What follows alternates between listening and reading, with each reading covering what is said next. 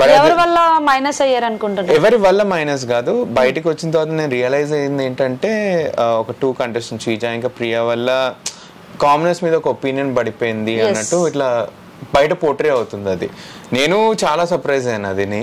But ఒక విధంగా మేము లోపల హౌస్లో ఉన్నప్పుడు అనుకుంటుందే బయట కూడా అయిందని మేము రియలైజ్ అయిపోయాం. అది మేము అంటుండే అరే వీళ్ళు ఊకే మాట్లాడుతున్నారు వస్తున్నారు, మేబీ వీళ్ళిద్దరికే నెగిటివ్ అవుతుంది అనుకున్నాం. బట్ అందరు కామనర్స్కి క్యూములేటివ్లీ నెగిటివ్ అవుతుంది అనుకోలేదు.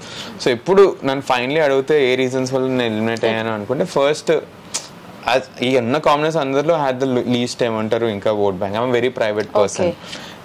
సెకండ్ వచ్చేసి వీళ్ళిద్దరిది ఏదైతే నెగిటివిటీ ఉండేనో ఇది సెలబ్రిటీస్ కి పుష్ అయిపోయి వాళ్ళకి ఓట్స్ పడిపోయిందని, దీస్ ఆర్ 2 రీజన్స్ అని నేను అనుకున్నాను.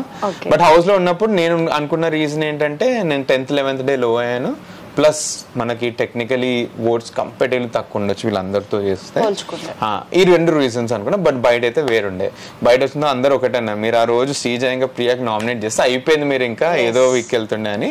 బట్ దాని తర్వాత ఒక పెద్ద ఎపిసోడ్ అయింది, ఆ ఎపిసోడ్ పడినట్టుంది, అది చూస్తే జనాల క్లారిటీ కూడా వస్తున్నాయి అసలుకి ప్రియాకి ఎందుకు ఓట్ వేయలేదు అని. ఓకే సార్, సో హౌస్ లో మైండ్ గేమ్ ఎవరెవరు ఆడుతున్నారు? మైండ్ గేమా? మైండ్ గేమ్ యాక్చువల్లీ ఎవరెవరు ఆడారు అంటే బర్నీ గారు ఆడుతున్నారు. ఇన్ఫాక్ట్ నేను ఆడాను, చాలా ఎవరికి అనిపించలేదు అది.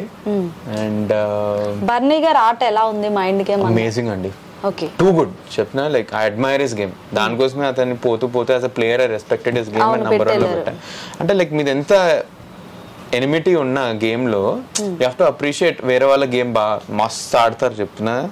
అది కనిపించట్లేదు ఎవరికి, అది ఎవరికి కనిపించట్లేదు. He notice that, I notice that, and వేరే వాళ్ళు కూడా నోటీస్ చేస్తారు అది. But he's playing fantastically well as a mind gamer. ఇప్పుడు దివ్య కూడా వచ్చారు, Divya is an amazingly intelligent person. నేను ఎక్స్పెక్ట్ చేస్తాను అతని నుంచి మంచి మైండ్ గేమ్. బట్ హరీష్ గారు కూడా మంచి మైండ్ గేమ్ ఆడుతున్నారు.